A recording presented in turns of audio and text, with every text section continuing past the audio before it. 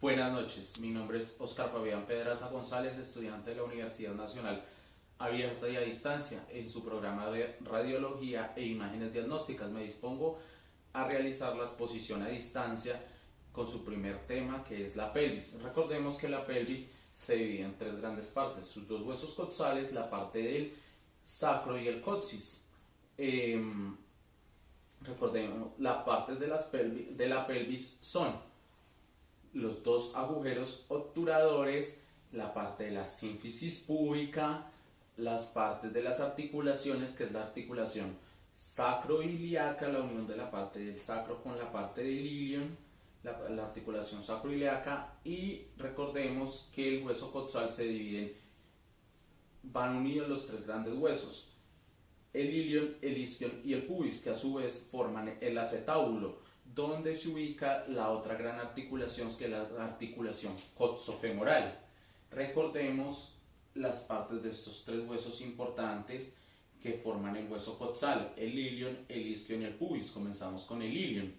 El ilion, las partes del ilion son la cresta ilíaca, la espina ilíaca antero-posterior, la espina ilíaca antero-superior, la fosa ilíaca, la línea arcuata, la tuberosidad ilíaca, la espina ilíaca postero-anterior, la escotadura ciática mayor y el cuerpo del ilion. Seguimos con el isquion.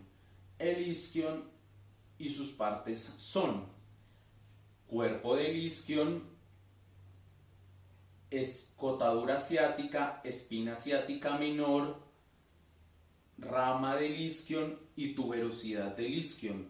Seguimos con el pubis. El pubis y sus partes son el cuerpo del pubis, la rama superior del pubis, la rama inferior del pubis, la cresta pectínea y la espina púbica. Continuamos con el segundo tema. Muchas gracias. Continuamos con el segundo tema, que es la columna vertebral. La columna vertebral se divide en cervical, dorsal, lumbar, sacro y coxis. A su vez, la cervical tiene 7 vértebras, dorsal 12, lumbar 5, sacro 5 y coxis de 3 a 5. La columna vertebral tiene unas curvaturas llamadas lordosis y sifosis. ¿En donde se presentan estas curvaturas? Por ejemplo, en la cervical, lordosis; en la dorsal, sifosis; en la lumbar, lordosis; y en la parte del sacro y coxis, sifosis. Vamos a hablar en esta parte de toda la columna, pero pues empezamos por la columna cervical, en la cual encontramos 7 vértebras, de las cuales hay 3 vértebras que se destacan de las demás. La primera, que es la atlas; la segunda, que es la axis; y la séptima, que es la vértebra llamada la vértebra prominente, la vértebra palpable, porque si nos tocamos la vamos a poder palpar. ¿Por qué? Porque su apófisis espinosa es más pronunciada y por eso se puede palpar.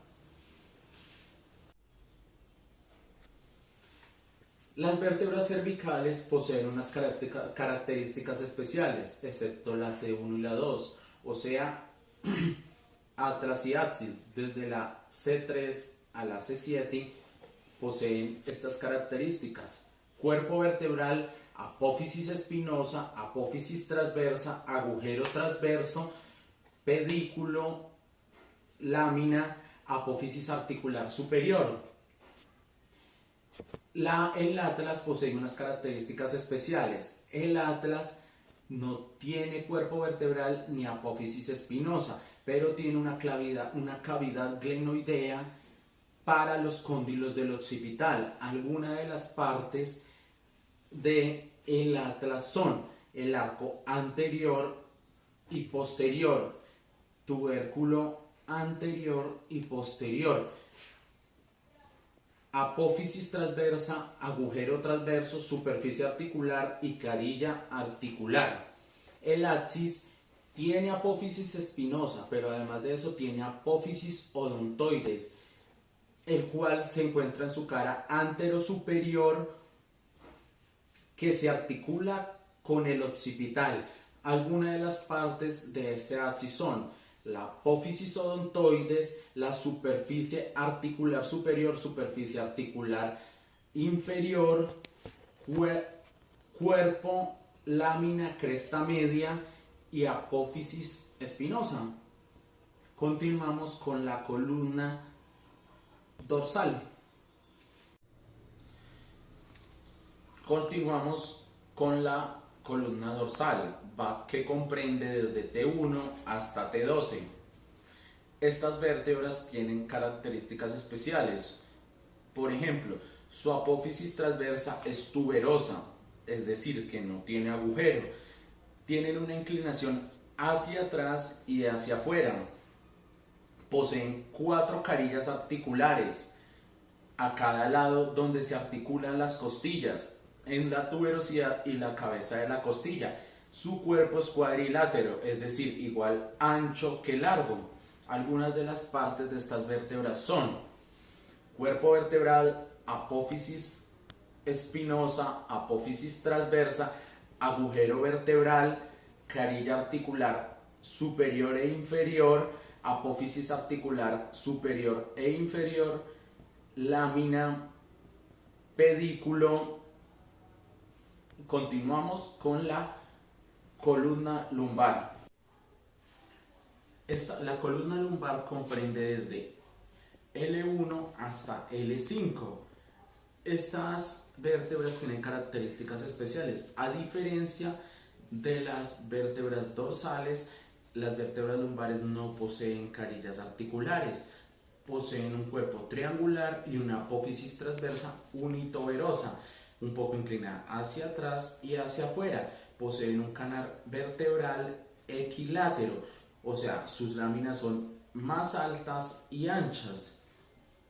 Algunas de las partes de las vértebras lumbares son cuerpo vertebral, apófisis espinosa, apófisis transversa, apófisis articular superior, agujero vertebral, tubérculo mamilar y accesorio.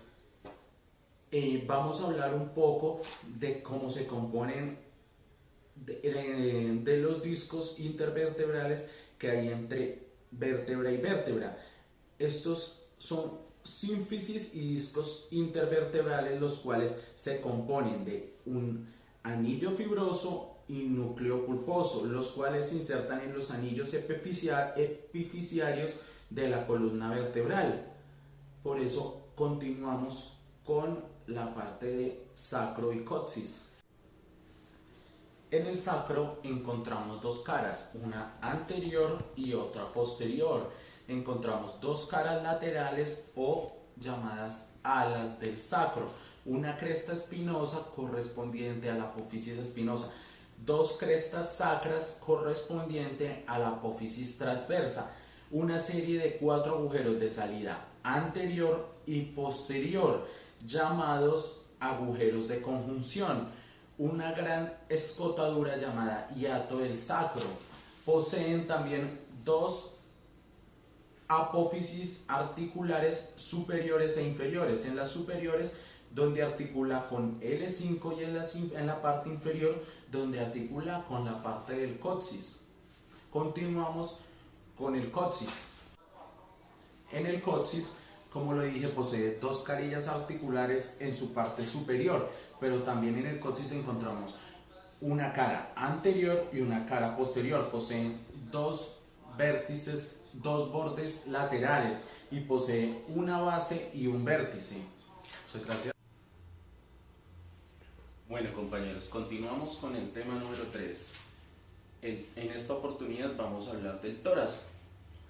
En el tórax encontramos 24 costillas, de las cuales están divididas en 12 al lado derecho y 12 al lado izquierdo, las cuales articulan en su parte anterior con el esternón y en su parte posterior con la columna torácica en su totalidad. Las vértebras se dividen en 7 verdaderas. ¿Por qué son 7 verdaderas? Porque las 7 verdaderas articulan directamente al esternón por medio de un cartílago y en la columna directamente. Tres falsas, ¿por qué son falsas? Las tres falsas son falsas porque las tres van unidas a un mismo cartílago y articulan por medio de un mismo cartílago al esternón, entonces por eso se llaman falsas. Dos flotantes que solamente articulan a la parte de la columna torácica y no articulan directamente al esternón. Recordemos las partes del esternón. El esternón está dividido en tres partes: manubrio, cuerpo y apófisis sifoides. En la apófisis sifoides hay un ángulo el cual se mide en algunos casos que se llama el ángulo de Cherpi. En la parte detrás de las costillas encontramos los pulmones, en la cual hay una cavidad en medio que se llama el mediastino, en donde encontramos el corazón, el esófago y la tráquea, y a su vez la carina. Recordemos que los pulmones están divididos en el pulmón derecho, está dividido, tiene tres cisuras, horizontal, oblicua y vertical, y tres lóbulos, superior, medio e inferior. El pulmón izquierdo es de menor tamaño que el derecho, ya les explico por qué, pero el pulmón derecho está dividido solo en una cisura oblicua y en un lóbulo superior e inferior.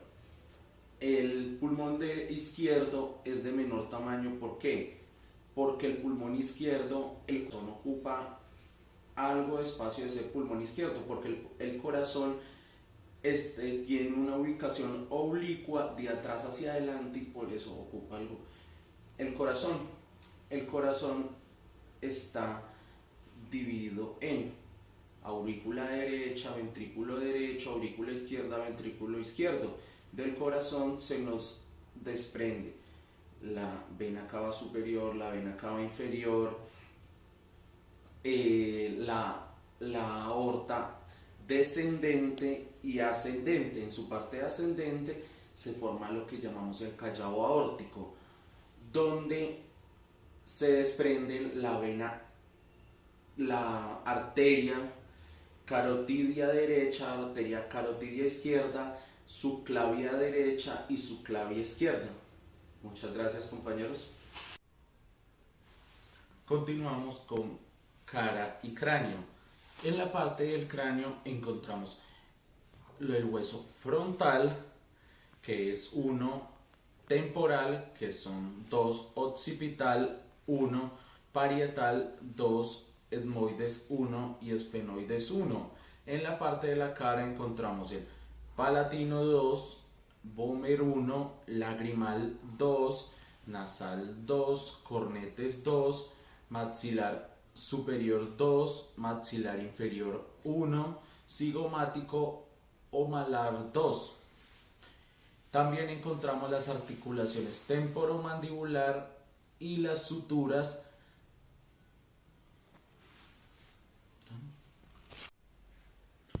Algunas de estas suturas que encontramos en la parte del cráneo son la lamboidea, que une el occipital con el parietal, occipitomastoidea está entre el occipital y el temporal, el esfenofrontal entre el esfenoides y el frontal, la escamosa entre el temporal y el parietal, la temporocigomática entre el temporal y el cigomático, frontocigomática entre el frontal y el cigomático, y la sagital, esa es interparietal porque une los dos parietales, fusiona los dos parietales.